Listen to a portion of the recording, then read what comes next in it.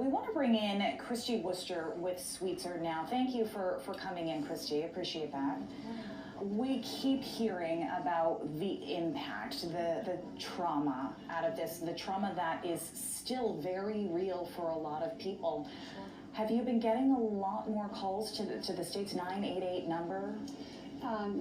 Yes, and particularly to our crisis lines throughout the state, folks looking for a lot of support and wanting to talk, and we want people to reach out and to call those lines, particularly if they don't have support in place.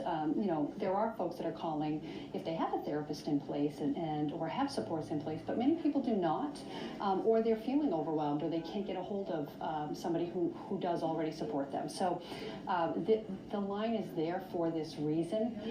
It's set up statewide so that we can support Mainers in need and in crisis, and so we really encourage folks to do that as they need it. It's what it's for. We've been talking about how law enforcement goes through this training, they prepare for this, schools go through this training. I imagine your office goes through training. Yes. We may have a moment where we have this influx of emergency need of help. Yes, and so obviously we've not faced something like this here in Maine to this magnitude, but different programs are trained in different ways, but our crisis department is particularly trained for this, how to manage crises and how to manage folks that are struggling with a crisis, whether they're adults or children. And so that's more of the immediate. There, also will be what happens in the days after. And so, like this afternoon, we have yet another meeting where we'll come together and we'll talk about that. What are the community needs? Right before here, I was on with a bunch of colleagues and we were talking about that, and they were saying to make sure we're reinforcing, that we're all working together, just like the community does. And part of the training is really leading up to this. Yeah. We have talked a lot this morning about the number of killed, 18 killed, 13 injured. We know that affects many families, many friends out there.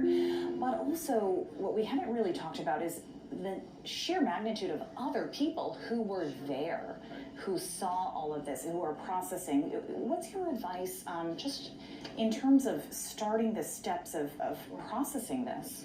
Sure. Well, my understanding, at least on the ground, is that people are there supporting them, and that's why we have structures like this set up.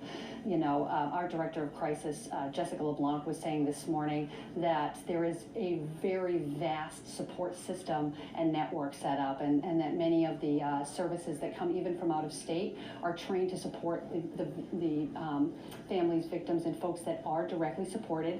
And then our job is really to support everyone around there. But we would encourage anyone impacted at any level, whether it's today or at some point in the future, to reach out and get help, because this is the time to really support each other and to get support. Sometimes people are impacted in the moment, and it's very, it's very strong, and then other people it takes a little bit of time to be impacted. But when it comes to trauma, there's sort of a thought that proximity definitely impacts people, how close you are to the event.